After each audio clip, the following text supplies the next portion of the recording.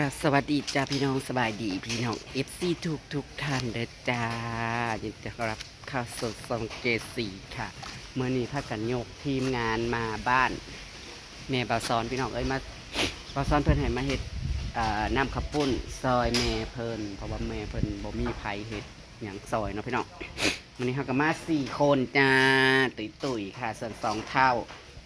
เพื่อนกับแบบน้ำไม่ได้มาค่ะตกลงกันไม่ได้บอกไม่ได้มาเพิ่นก็เฮ็ดน้ำข้าวปุ้นอยู่ตอนนี้เฮ็ดห่อข้าวต้มห่อกระเลียบนางตุ๋ยก็กำลังขูดมะพร้าวอยู่อย่างนี้โต๊ะใหม่อยู่โคตรโหงแม่เพิ่นก็อยู่ตะกี้เพิ่นอยู่คนเดียวลูกสาวเพิ่นมาเลยก็อยู่เพิ่นก็อยู่กับลูกสาวเพิ่น2 คนนะคะบ้านกับมันมองบ่เฮือนเพิ่นเนี่ยมันสิเป็นป่าบังอยู่นะแต่ว่ามันนี่ล้มแรงกำลังเริ่มเฮ็ดกระปุ้นบาซอนเพิ่นปิ้งไก่ปิ้งกะมันไม่น่าก็เป็นแม่เบี้ยโอ้เฮ้ยถ้าขูดมะพร้าวคือเป็นตามันแทะเป็นตามันแทะอันที่จริงอ่ะใส่เสือน้อยเนาะใส่ไซส์เดียวสินหัดเอิกเนี่ยดีอ่ะมันลมนาวเฮ้ยจุงหูวันนี้มันลมนาวมือก่อนเจ้ากระมัดเสียขึ้นอย่างนี้เลยเบื่อน่ะใส่สุดสวยๆเด้อคันมาน่ะมือก่อนสิโซ่จีดอกอันนี้ก็ลูกไผ่ปอยมาซอยแม่ยาลูกไผ่ที่เด็กถูกถ้าขูดมะพร้าวก็นั่งงะกับงะกับมันจะตกแต่จะรูปไปนิดก็คือก็ได้มะพร้าวมันสิบ่เน่าบ่เนาะพูดบ่เน่าดอกเฮ้ยเป็นตาถึงบ่เน่ามันบ่ได้เป็นจ่าวเป็นตาถึงมะพร้าวเน่านี่ก็เขาพักกันอ่อยห่อๆให้แห่อยู่มันเลยบ่ายติดมือใส่ลีลาลงไปใส่ยมน้ำมาถึงกันจังหวะก็เสียงเพลงตามจังหวะเสียงเพลงพูดใกล้ยีแรกปกิมุกย่อยใช้มะพร้าวเช่นได้ไหมมีแต่พวกน้ำมูกย่อยมันไปใส่หน่อยไปจักหมากแล้วมันก็ได้12 หมากครึ่งก็ได้หมากครึ่งจะได้เต็มกระตุกเลยมันห้องเอาบ่น่าจะไปใช้เอารถเขาห่ม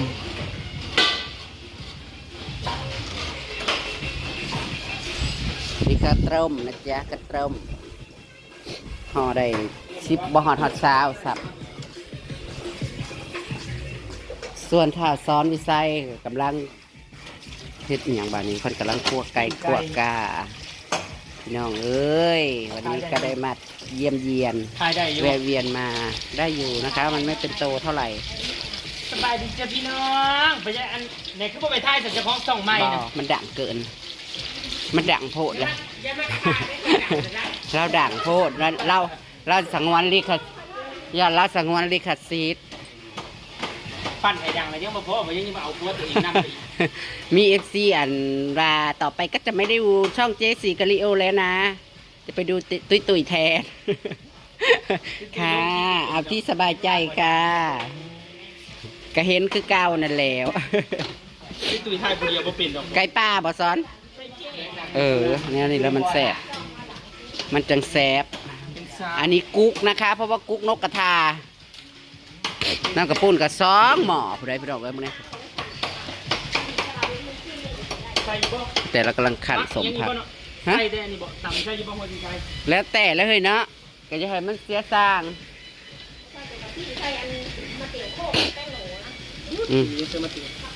เอากินง่ายๆนี่นะเฮ้ยไม่ต้องเรื่องมาก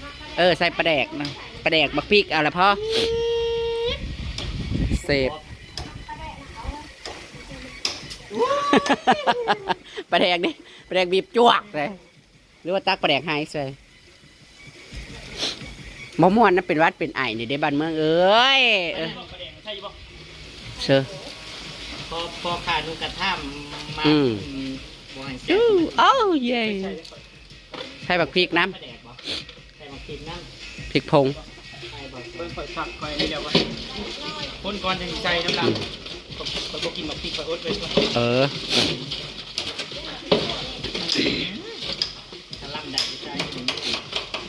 โอ้ยยืนๆกับจักเข็มเหรอจ๊ะจักหมอค่ะ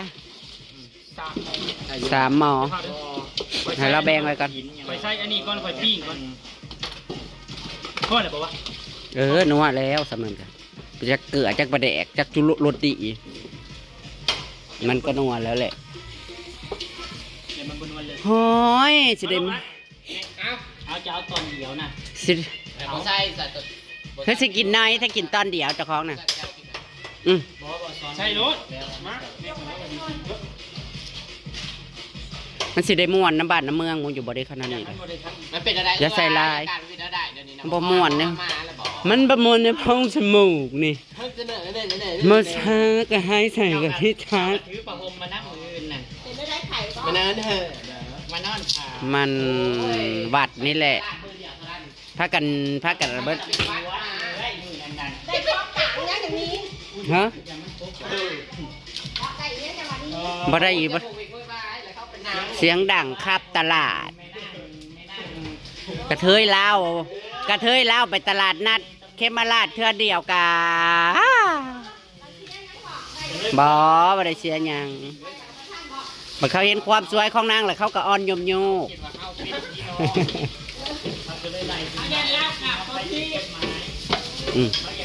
คิดว่านางตุ้ยน่ะขี่ทอนกล้วยข้ามมาบ่ได้ข้ามด้านบ่ได้ขี่เรือข้ามด้านมาไปซื้อโทรศัพท์เรื่องของเรื่องนะ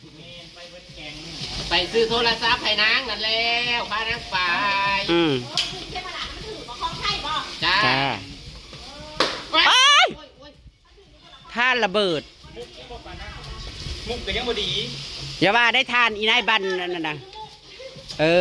โอ้ยมุกน่ะไปเปลี่ยนบ่ได้เปลี่ยนยังมาแล้วเปลี่ยนบ่ได้แห่งมีประกันเขามีอยู่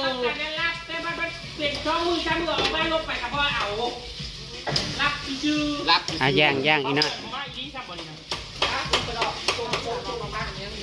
ยังธุรกิจพักเพิ่นยังอันนั้นอยู่โอ้เอ้ยแล้วขอขันสมพักนี่เขารับประกันช่องปีเลยปีนึงจะย่างในนี้บ่อ๋อย่างในพุ้ยบ่อ๋อก็จีดับประกันจะจ่ายยังกระโดด2 ปียุบจ่ายแต่ว่าซะบ่ให้รับประกัน10 ปีซะมันแล้วถ้าต้องซื้อเต้าไปหนึ่งมาไว้เฮ็ดน้ำกระปุกใช่โอ้มันใหญ่จริงๆเนาะกะใหญ่ไปได้ห้าวกะใหญ่อยู่สำนั่นกะสำนั่นแหละแต่บาทนึงนั่นมันซ้ำจำใหญ่ไปสอน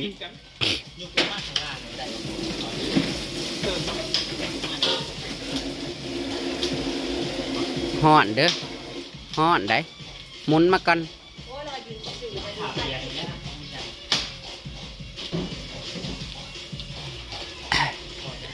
กันยังเป็นวัดบ่เรามาเศร้าอยู่มื้ออื่นสิได้มากินมะม่วนน้ำมูบ่พี่น้องเอ้ยแค่นั้นไปหาใส่สโลมไว้ใช่มันก็บ่เศร้าได้วัดใส่สโลมน้ำเป็นบ้าบ่เป็นวัดก็สิไปใส่น้ำเกลือเจ้าสีได้รับดิจักว่าเศร้าบ่จักเนาะไม้ออกยาวๆจักว่าไม้ออกยาวๆบ่จักสิอยากเข้มใหญ่ใส่มีอันไหนที่ยังอีกเอาเมื่อน่ะบริสีดบ่ฉีดวิตามินเมื่อน่ะบริสีดบ่เรามันฉีดหลายเข็มหมอได้ขึ้นไปอันนั้นหายก็หมออีลูนนั่นแหละหมออีหาลูนนั่นแหละวันกระยาเกินที่ได้น่ะหมออีหมอกระเป๋าอีหมอกระสอบนั่นแหละหมอกระสอบเฮาเป็นวัดเป็นไอบ่เศร้าหรือว่าเฮาสิไปเบิ่งน้ำใครนะน้ำรู้พวงหลวงปู่น้ำปูนั่นนะบ่าเลยที่ว่าก็เป็นวัดเป็นไอก็สิไปหาแต่หมอดูหมอเหยาไปถามเพิ่นเป็นจังได๋ปูนบ่เศร้าจะเถื่อนน้อยแล้วก็สิบอกว่าน้อยมันติดกูนี่กูขาหัวมึงนั่นแหละเป็นวัดเป็นไข่ก็ซื้อยากินตี้แล้วก็สิว่าแล้วที่จะว่าเขาเปิดคลิปเล่าอ่ะจ้ะฮะปูอันนี้เด้ให้เล่าเบิ่งปูในห่วยนั่นแหละกึกค่อยก็ไปเศร้าน้ำลาวนั่นแล้วค่อยเป็นปีก้อนนั่นแต่หูเพิ่นให้ปัสสาวะ เศร้าคือ อืม ท่านสิเว้ากัน อ๋อเราถ่วงมากเราถ่วงกันมากคือโลดเห็นจนค้นคิงลุกแบบว่ามันคล้ายๆมันนำหันเด้เพราะว่าลูกหลานน่ะผู้ใดเป็นกันมีแต่ผู้เดียวนะคือว่านำอยู่กะนี่แหละเขาน้อยๆชุมเขาน้องสาวเด้เขาน้อยๆชุมเขากำไรเด้คุณอันเขาอันร้านเราเฮ้ย เจ้าบอกเขากำไรอยู่นี่นะ ดองเฮ้ยกับน้องสาวเฮาไปเอากับอันนั้นอะไรครับก็ไปเป้าแล้วก็จอดกันย่างไห้และเปลี่ยนไซส์เลยต้องมาหยุดจอด เปลี่ยนยางบ่คันบ่อยากจอดแล้วเปลี่ยนยางอันเรื่องนั้นนี่กันเนาะบ่เสือกับบ่พอลบลู่ได้มันซื้อเท่าไหร่อันนี้นะ ขึ้นอ้วน ฮะอ้วน โอ้ยทีเดียวมันจะเยอะไปข้างบนนะ ตัวใหญ่ตัวอ้วนอะไรสมซื้อเห็นไหนเงินใครเนี่ยเงินใครเนี่ยเมื่อก่อนกับพี่อามี่ให้179ผูก น่าทีเดียวกับมีเงินจะไปทีเดียวเด็ดเด้อ จะเป็นมานคือมานแท็กวะซุปประจักษ์ซุปประตงซุปประแตงก็มันแพ้กับไว้วันอยู่ข้าวมีช่องนี่อยากแย่งพดชงพดเชี่ยว เดี๋ยวมาหักไก่ได้ค่อยดังแล้วค่อยฮอดได้บาไม่ทอนเดี๋ยวมาหักก็ได้ค่อยดังเลยต่อไป50บก้อนนี่ละมึงก้อนกัน179 บาทเฮ้ยเดี๋ยวสิไปได้ท่านเฮ้ยสิบวันว่าน้ำข้นได้มาดีเลยแต่เอ้ยคนในซันเราเป็นเลี้ยงลูกพี่อยู่บ้านว่าน้ำข้นไปให้เขาไปเบิ่งวัดอยู่นี่ยังได้บอกน้ำข้นก่อนมาว่าน้ำลูกพี่อยู่บ้านเป็นอะไรอันตู้นี่เป็นตาแจ้งเบ้าแจ้งเฮ้ยฉันตู้ไปเดือนแจ้งฉันจะพาป้าแจ้งนี่แจ้งช่องแจ้งอาร์ตร้องเล่นเสียงคือดูว่ามันดังซ้ำใดมันจะแจ้งมือเวลาแต่ตอนป้าแจ้งแจ้งช่องแจ้งคน ไหนนี่ดิไหนนี่ชุดละ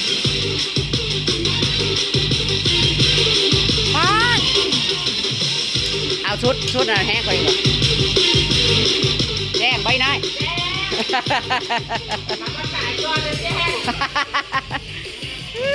อย่าข้าวเอามันแจ้งเอาโคตรนี่ครับกับรถยูพีแหละพี่น้องเอ้ยแต่ว่า2 เท่าน่ะคือจะไปมาบอกไม่ได้ยังไปส่งคักส่งหยาเพิ่นเยอะนี่ก็ที่ไปเอาลูกมานำเด้อมื้อนี้ลูกเต้าดาวได้บักนั้นแล้วสิขาบคอบักอ้วนเนาะโอเคได้เพิ่นจังสิไปหาอันเสือใกล้เสือกาพี่น้องเอ้ยสิจงกระปุ่นให้ตุ้ยๆขู่บอกข้าวไปกันละกันจังได้กาฝากเด้อบ่แม่นเบิ่งแต่ส่องไม้ต้องตุ้ยๆเด้อช่องเก่าๆเท่าๆทิวๆแล้วก็เบิ่งในเด้อเพิ่งจะส่องไม่แหละพอเห็นตุ้ยๆเด้อเพราะว่ามันมีผู้ลงหายจ้าคันผู้เบิ่งหลาย FC ยังเบิ่งคือเก่าก็สิได้ซื้อโทรศัพท์ใหม่เพราะว่ารุ่นนี้มันตกรุ่นไปแล้วบ่ทันตุ้ยๆแล้วภาพก็บ่อยากแจ้งบ่อยากแจ้งเบอร์สั้นๆรัวๆเลียๆแหละหมดคุณภาพแล้วหมดอายุการใช้งานแหละเฮ้ยเนาะพี่น้องจ้าให้มันออกรุ่นใหม่มาก่อนจะเอาลำหนากว่าเธอไปแล้วจ้าสวัสดีจ้า